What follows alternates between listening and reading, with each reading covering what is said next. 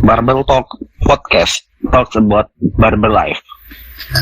Sebelum kita memulai obrolan ini, diharap untuk dipahami bahwasannya konten podcast ini berdasarkan asumsi. Pendapat sebagai media, tempat kita mengaspirasikan pemikiran kita. So, tolong dimengerti dan buang jauh-jauh baper-baperan yang tidak jelas. Oke, musik dulu ya.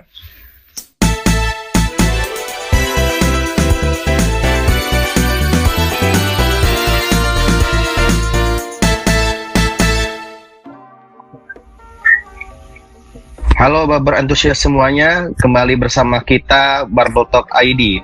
Udah gak kerasa ya, ini Basit puasa tahun ini gak berasa. Apa perasaan gue aja kali ya? Iya Sep, benar. Gue juga merasa gitu. Bentar. Dulu gue say hello dulu kali ya bagi pendengar kita dulu nih. Halo semua, semoga kalian dalam keadaan sehat dan lancar puasanya nih. Udah mau masuk jalan 3 minggu ya Sep, puasa sekarang. Nah, bener sih, gue bilang tadi nggak berasa sih, tapi yang penting intinya sih kita puasa ini jangan bolong lah, perbanyak ibadah, maksimalin mumpung kita sekarang kan hampir aktivitas di rumah tuh sejak pandemi corona ini kan, jadi perbanyak ibadah aja lah minimal sama puasa ini. Terus enaknya episode ketiga ini kita bahas apa ya Cid ya? Kemarin kan kita udah bahas masalah sejarah barber tuh. Cakep. Kemarin kayaknya gue sempat menyinggung perbedaan masalah pangkas dan barber. Kayaknya kalau kita ngebahas itu gimana ya? Jadi sebenarnya kesamaan dan perbedaannya apa sih? Gimana? Boleh sih, menarik juga tuh. Kan gue juga masih banyak pertanyaan sih, selama ini masih bingung.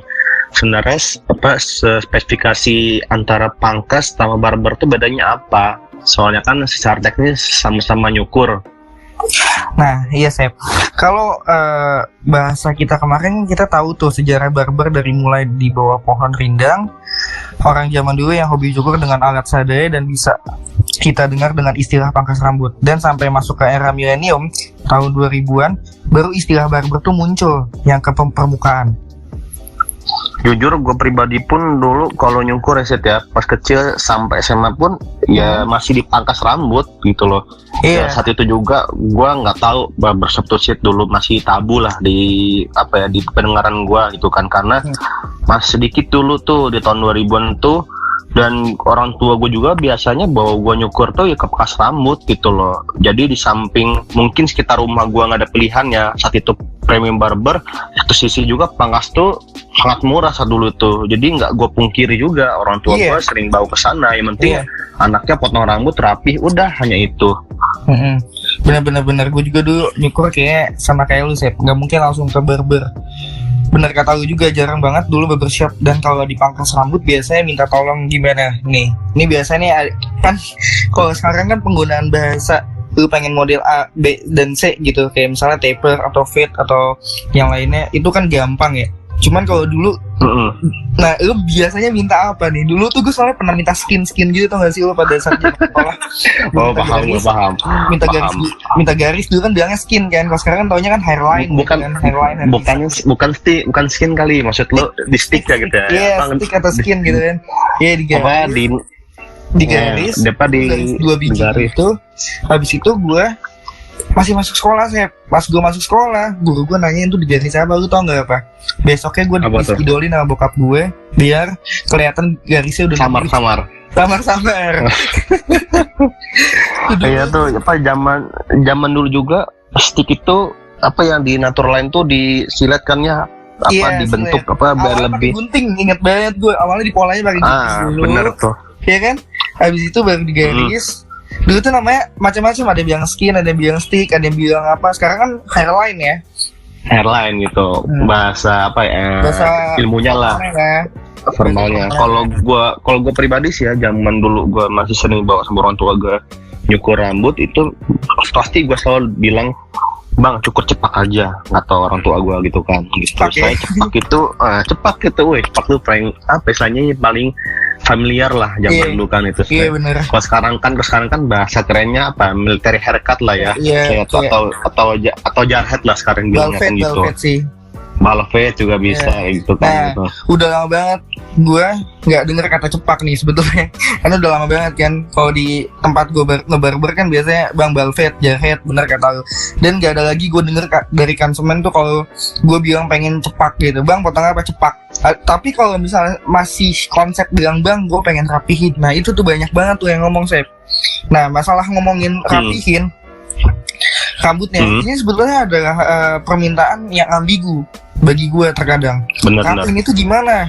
Even kalau misalnya gue ketemu customer yang gampang dibecandain, simpelnya udah gue bercandain aja, mas potong apa rapihin, ya udah gue sisirin udah selesai loh. Benar. Ya itu sih yang harus apa ya? Gini ya, kalau misalnya kita bicara konsumen bilang rapihin, itu harus perlu apa ya, komunikasi dan edukasi yang ekstra sehingga kita tahu rapih yang dimaksud dia bisa sama nggak sama rapih yang kita buat gitu. Terkadang ya udahlah mana aja gue pasti kayak cukur side part, tipe cukuran paling aman gitu kan. Nah, benar. Nah ya itu sih harus diedukasi sebenarnya sih sama konsumen. Gue pun misal kalau nyukurin kawan gue ataupun teman kantor, ya gue bilang dari awal lo mau cukur apa gitu, mau gimanain rambut lo. Kalau dia bilang udah rapiin aja set gitu, lah gue nggak mau lah. Karena apa ya, gue harus terjadinya akad perjanjian di awal gitu. Jadi di akhir tuh ketika kita nyukur teman lo ataupun konsumen lo nggak ada komplain. Jadi biasanya kan gue suruh tuh kawan gue nunjukin mau cukur model apa, cari tuh di internet ataupun apa, misalkan nyari referensi model-model rambut. Nah udah itu tinggal cocokin tuh sama bentuk kepalanya dia sama rambut kebutuhan dia sehari-hari gitu. Jadi cocok apa enggak gitu loh. Bener. Kalau udah deal, kalau udah deal baru gue cukur begitu biasanya kalau gue. Mungkin tambahannya kayak butuh 10-15 menit di awal sebelum melakukan pemotongan, dan 10-15 menit itu adalah komunikasi dulu ya. Iya, wajib itu.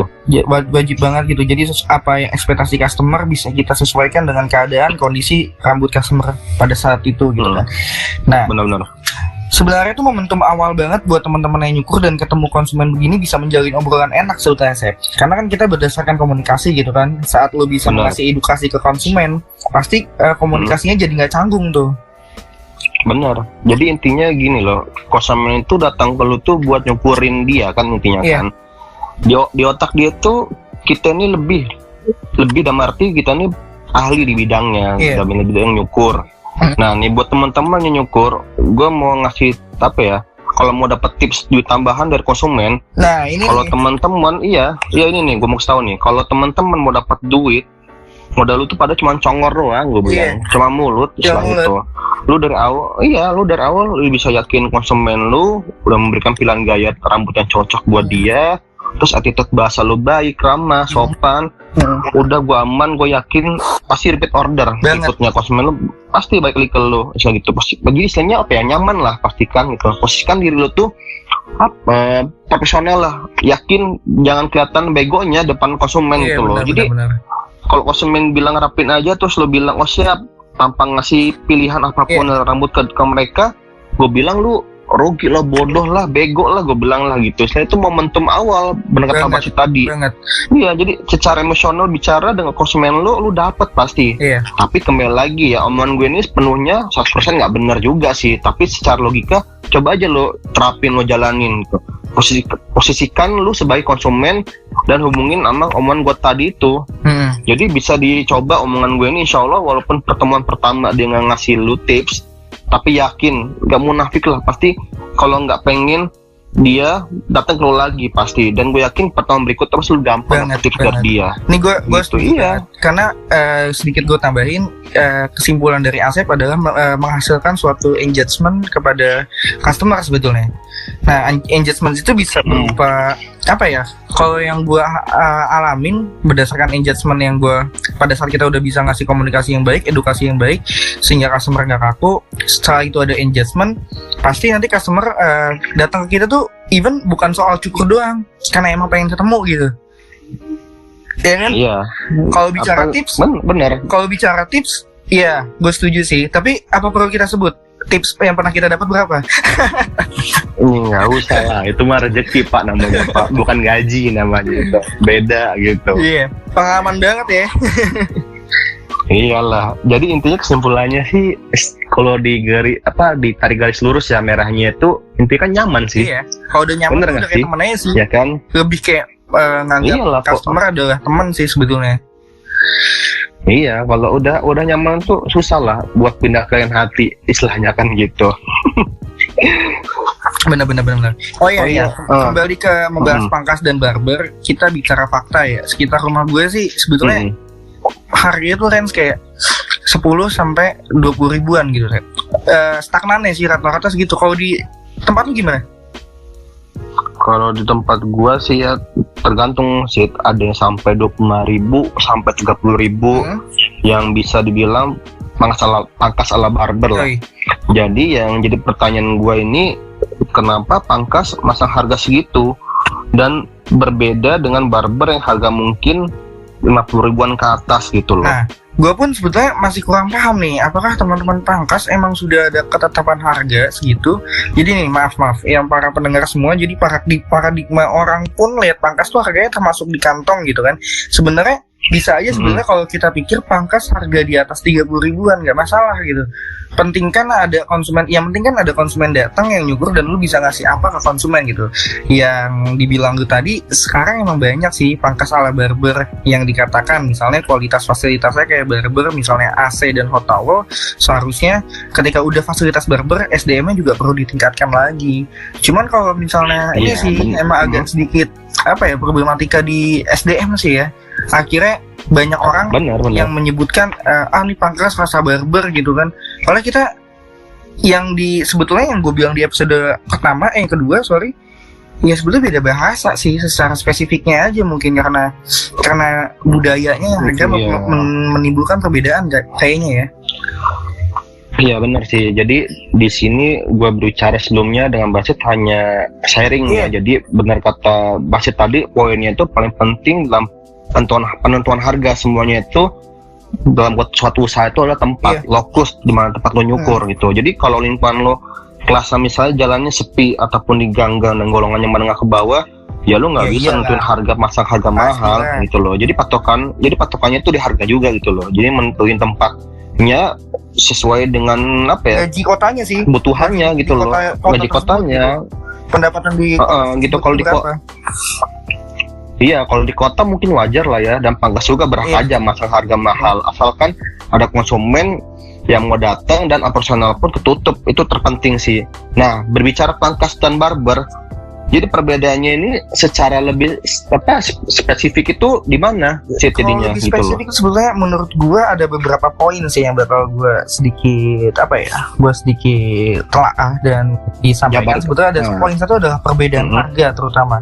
Karena kalau kita sadari perbedaan harga ini ada bagi beberapa customer yang mungkin masih awam, itu udah kelihatan banget lah.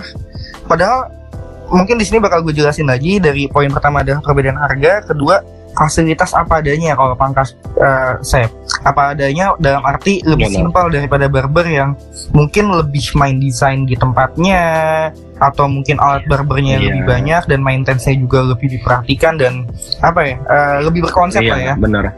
Nah kalau mungkin kalau di pangkas mungkin ya kita jarang nemuin lah ya, tapi maksudnya ini kita kayak shaver gitu kan. Nah ada poin lagi di mana kemampuan skill dalam mencukur SDM-nya sih Sep. Dalam arti kayak benar.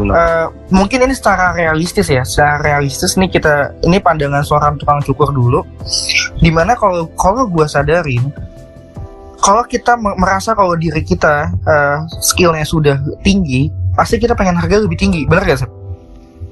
Nah, pastilah gitu. Jadi ketika lo punya kemampuan wajar value lo tinggi juga gitu loh. Makanya kenapa mungkin dalam pangkas rambut dia lebih murah, karena kita lihat dari kemampuan skillnya gitu kan. Nah, bener. Nomor 4, poin keempat mungkin ada di tempat usaha cukurnya yang dibangun gitu ya. Itu bisa yang tadi gue bilang tadi itu kayak desain dan lain-lain gitu kan. Dan 5 adalah pangsa pasarnya, itu konsumen. Jadi konsumen itu tinggal melihat dia mau masuk kemana sebetulnya. Kalau di TAI misalnya kayak pangkas rambut, barber sama barber premium misalnya. Jadi harga jelas sih membedakan kelas antara barber dan pangkas juga saya. Tapi berbicara pangkas, rasa barber ada juga itu dari fasilitas yang lengkap, tapi kurang maksimal karena mau dibilang barber. Misalnya yang tadi gue bilang, SDM-nya mungkin kurang memenuhi kualitas yang standar kebutuhan harga yang harusnya berapa gitu misalnya. Tapi akhirnya ilmunya dari cara dia service konsumen bukan kelas yang dibilang pangkas gitu Chef. Jadi menurut gue penting buat teman pangkas ketika teman udah fasilitasnya maksimal, tingkatkan skill aja sih sebetulnya menurut gue agar value lo juga semakin tinggi sih menurut gue. Jadi semakin kalian punya ilmu, gitu, percaya deh harga tuh ngikutin kalian gitu. Jadi kayak apa yang udah lo dapet, apa yang udah lo kualitasin, ya itu harus sesuai sama kualitas yang lo kasih gitu. Sama bener kata Asep gitu, tempat mengenai juga tempat ujung tombak. Kayak gue misalnya, gue di salah satu barber dengan tarif 100.000. Dengan gue motong 100.000 sebetulnya itu gue juga bakal berpikir gimana, pantas gak sih harga potong gue 100.000 gitu. Lebih ke situ sih. Jadi intinya tuh apa yang lo kasih, apa yang lo terima itu sama. Jadi gimana gitu caranya itu bisa make sense sih sama customer yang kayak gue pun juga kadang so far baper sih kayak anjir potongan gue bagus kayak orang udah bayar 100.000 sama gue, bahkan mungkin sampai 150 kalau misalnya sama tip, atau mungkin 200 juga ya kan. Tiba-tiba kayak aduh nggak value-nya nggak sesuai nih sama harga. Nah itu tuh yang harus diperhatikan sebetulnya kan. Terus jadi intinya tuh kembali lagi ke diri lu lah, yang tahu harga diri lu tuh, potongan lu, kemampuan lu dan semua personal ada tuh lu tahu gitu loh. Jadi tinggal lu cocokin aja sih pantasnya berapa lah buat konsumen lokasi gitu loh. Dan terakhir mungkin ini buat pandangan seorang customer sebetulnya, bagi yang mungkin mau lebih nyaman kali ya, atau mungkin mau lebih dapat yang apa yang diinginin gitu, kalian juga harus paham edukasi gitu. Kalian kebanyakan datang ke pangkas rambut yang udah tahu pangkas rambut adalah tempat yang bisa dibilang simpel tapi banyak maunya gitu. So far kan dari harga pangkas rambut juga nggak mahal-mahal banget gitu. Kecuali kalau misalnya udah datang ke barber, so far kalau mau bawelin banget, edukasi dan bel-bel-belnya banyak, ya sesuai gitu kan. Jadi jangan sampai salah tempat tuh. Benar. Jadi kasihan juga udah pangkas rambut, misalnya harganya di bawah 50.000 tapi customernya banyak mau gitu kan. Iya, terus dihina lagi ya, syukur lah ya. Aduh, gue udah motong di pangkas rambut begini. Kita jangan nyalain pangkas rambutnya, tapi lihat tadi kebutuhannya lu apa. Kalau misalnya lu pengen banyak macem-macem, ya lu datang yang tempat yang memenuhi kebutuhan lu juga gitu. Jangan sampai tempat yang kebutuhannya nggak misalnya gini, sorry tempatnya nggak menyesuai, nggak bisa mendukung kebutuhan lu datang di situ karena murah, itu salah besar men. Jadi sesuai bener. Jadi jadi intinya gini, ada kebingungan dia. Mereka semua itu pada tenaga, pikiran dan fokus buat hasil rambut cukuran yang lu pengen tuh rapi dan bagus bro, gitu. Nah intinya poin terakhir kesimpulan dari tadi Bas itu bilang ya, jadi banyak nih fakta-fakta secara realistis nih, banyak congor-congor konsumen nih baik menghina-hina lah gitu, memberi hal negatif ketika mereka harus nyukur, mau tuh dipangkas, di barber, mereka nggak memenuhi kebutuhan apa yang dia pengenin gitu loh. Jadi jangan salin pangkas barber rambutnya, tapi lu yang tolol gitu loh, lu yang bodoh, lu nggak bisa memilih barber sama pangkas yang proper gitu loh. Banyak kok beberapa barber juga ataupun pangkas yang bagus gitu kan gitu. Yang gue bilang tadi itu nggak semua barber tuh premium tuh bagus, nggak semua pangkas itu jelek gitu loh. Jadi ada juga pangkas semua pangkas juga tuh jelek, ada juga yang bagus kok. Ada juga pangkas yang keren-keren juga gitu loh. Berawal dari pangkas kan. Iya gitu. Jadi intinya tuh jangan memberikan hal negatif lah, menjatuhkan usaha orang itu paling senang gitu kan. Jadi kalian itu emang sebagai konsumen tuh ya emang raja gitu kan. Tapi jadilah raja yang bijak dan baik. Jadi jangan jadi raja yang semua mau gitu loh. Kalian kan bisa tuh mencari tahu, menilai sesuai kebutuhan kalian kan. Mau cukur bagus, kalian tahu tuh di mana nyukurnya gitu. Jadi ini pun berlaku buat barbershop buat buat kalian lah para konsumen. Seorang raja-raja yang terhormat itu jangan suka ngejelekin usaha orang gitu loh. Kita berdua ini kan mewakili perasaan para tukang cukur nih, baik di kelas pangkas atau barber juga, jangan pernah menghina ya, gue tolong gitu loh. Jadi selagi itu cukurnya nggak salah, gue yakin orang yang bisa bangun usaha cukur itu orang udah mantap, orang udah mampu itu, dan gue yakin nggak akan mencobain kalian semua itu. Kan mereka kan nyukur kan pasti butuh kata Mas tadi itu butuh pikiran, tenaga, selesai berdiri selama hampir sejam berpikir kira-kira cukuran apa cocok buat lu gitu kan gitu. Jadi dia tuh mustahil lah mereka tuh ngecuekin lu, karena mereka butuh duit dari lu pada gitu loh. gitu. Jadi jadilah raja itu yang pintar lah dan dicintai Iya. tukang cukur ya Kalau kan, bisa pun bosku gak usah jadi raja, semuanya jadi gitu temen loh. aja. Jadi bisa bergaul. Nah, Customer iya, adalah teman, gitu. gak usah disebut raja lah. Kok anyway lu kenapa jadi emosi? Benar Sep? gitu. Nggak apa-apa sih, gua nggak emosi, cuman ya terbawa suasana aja sih. Bagus sih momentum bahasanya ini. Jadi poin yang tadi itu yang gue bilang tadi membedakannya itu mungkin kalau di sudut pandang gua benar kata Mas tadi itu persamaannya sama kok, nggak ada yang jelek, nggak ada yang bagus dari keduanya. Konsumen bebas milih mau di mana nyukurnya. Yang membedakan tuh hanya apa ya, hanya anggapan dari kita berdua aja lah gitu loh. Jadi dari poin di sini kita umpamakan seperti pernah gue bilang di pertemuan episode sebelumnya, seperti kita nginep di hotel lah gitu. Lu nginep di hotel bintang 5 sama hotel bintang 1, bintang 2 lah. Kan dua-duanya sama poinnya buat lo tidur kan gitu, istirahat. Tapi yang membedakan adalah isinya dari fasilitas dan kalian punya uang berapa untuk apa ya, pilihan hotel yang kalian tempatin itu gitu. Jadi nggak ada yang salah, yang semuanya adalah mencukur. Kita harus saling menghargai juga satu sama lain, sesama tukang cukur. Oh iya, sekarang banyak juga nih media untuk menambahkan kemampuan teman-teman yang pengen terjun lebih di ilmu barberingnya, bisa dari medsos atau mengikuti seminar-seminar. Mungkin kalau kita sadari senior-senior kita yang sudah banyak pengalaman dan ilmu barberingnya nih di kancah nasional dan internasional juga jangan malu buat belajar. Gue juga masih banyak banget nih belajar nih, Sep. Parah. Iyalah, benar lah. Benar kata Basit, kita berdua ini masih belajar kok. Kita juga dulu semua belajar dari paling sederhana aja. Mungkin kita bisa dibilang kelas pangkas lah. Hanya bisa mencukur satu model rambut. Mungkin hanya bisa nyukur apa ya, botak mungkin. Apa bisa nyukur undercut doang, misalnya gitu kan. Ya hanya bisa mencukur apa adanya aja. Tapi kita pengen lebih dan terjun ke dunia barbering ini ya. Ketika teman-teman punya kesempatan waktu dan kemampuan, jangan tidak mengupgrade diri lu pada gitu loh. Gue udah ngerasain ketika kalian punya banyak ilmu, kalian pasti ada harganya, percaya itu. Sep, gimana kalau misalnya kelas barbering tapi rasa pangkas? Gimana tuh? Kebalikan nih. Nah ya. Gitu ya. Namanya luar di bar, nama luar barber tapi dalamnya pangkas gitu. Satu kalimat dari gua Sid nih. Itu semua bakal terkikis dengan waktu sendirinya sih. Maksudnya gimana? Asik nggak tuh? Iyalah.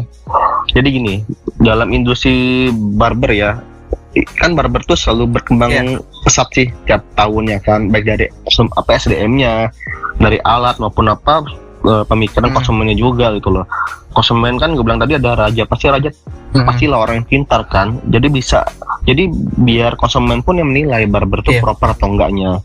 Jadi mutlak konsumen yang menilai, itu bukan dari barber lain yang menilai gitu loh. Jadi gue tekenin nih buat teman-teman seprofesi, sama-sama tukang cukur, sama-sama punya barber, please jangan suka ngejatuhin usaha orang lain. Benar, gitu loh. banget. Kita sama-sama cari makan dan bersaing sehat aja. Percayalah, kita ini punya pasarnya masing-masing kok. Dan lu pada juga bisa menciptakan pasarnya masing-masing gitu loh. Nah, masalah rezeki, masalah rame apa enggak, itu masalah lu pada menjual barber kalian, menjual kualitas kalian, dan rezeki itu udah orang yang ngatur gitu loh. Benar. Jadi jangan jadi orang yang irian sih. That's the point-nya gitu. Ketika barber teman-teman rame, seharusnya support, karena kan nggak mungkin juga dari temen lo konsumennya bisa lari ke lu juga gitu. Contoh misalnya nggak mungkin satu barber nampung 100 orang per hari gitu. Itu udah nggak mungkin banget cuy. Gue aja mungkin satu hari gue maksimal mungkin gue cuma 9 sampai 10 kepala. Udah tuh udah paling capek sih. Oh iyalah. Pasti kan gitu. Gila, Iya makanya itu jadi jangan ini customer gue tuh customer gitu. Mau gue aja misalnya sama partner gue di barber tempat gue kerja, even emang ada customer yang emang cocok banget sama gue, even emang ada customer yang cocok sama partner gue gitu. Tapi di garis bawahi, kalau misalnya rame salah satunya lagi kerja, ya udah di mana aja gitu. Ngebiasain gimana customer juga, ya udah motong sama siapa aja cuy, gitu aja sih. Iyalah, apa ya, secukupnya lah, jangan tamak lah. Kalau kebanyakan lu muntah pak. Ini ujung-ujungnya lu membuat seorang, lu patah nanti. Nggak kuat kan gitu. Jadi setuju kata Basit tadi yang dibilang. Jadi yang dikatakan gua tadi ini waktu yang akan menyeleksi. Jadi sebelum waktu yang menyeleksi, lebih baik kita itu yang merasa barber masih asa pangkas, perbaikilah dari segi internal, seperti skill atau lainnya yang bisa dibilang sudah menjadi standar barber premium. Dan juga jangan malu nih, gue tekenin, jangan malu untuk bertanya yang sudah di level atas, ataupun jangan malu juga untuk saling sharing sama teman-teman lo yang sesama barber gitu. Jadi kesimpulannya itu dalam pembicaraan gue soal Basit ini, Pangkas dan barber tuh sama-sama nyukur dan sama-sama cari makan, dan waktu yang akan membuktikan, menyeleksi, dan rezeki Tuhan tuh yang mengatur bro semuanya. Benar. Ya semoga obrolan kita kali ini bisa ditelaah dengan positif, jadi bisa masuk bagi para pendengar juga. Oh ya, karena kayaknya kita harus buka puasa nih Sep, bentar lagi Sep. Jadi kayak kita nggak bisa lama-lama nih Sep. Iya. Iyalah harus tuh, jangan nyampe ini nanggung dosa nanti belum buka puasa. Jadi ceritanya nih podcast kali ini adalah sambil podcast yang ngabuburit anjay. Nunggu buka puasa nih, menit terakhir lah. Terima kasih untuk semuanya, sampai bertemu kembali pendengar Bubble Talk semua. Anyway, terakhir kata gua Albasit, gua Asep Mila, sampai ketemu lagi terima kasih di episode semuanya. berikutnya.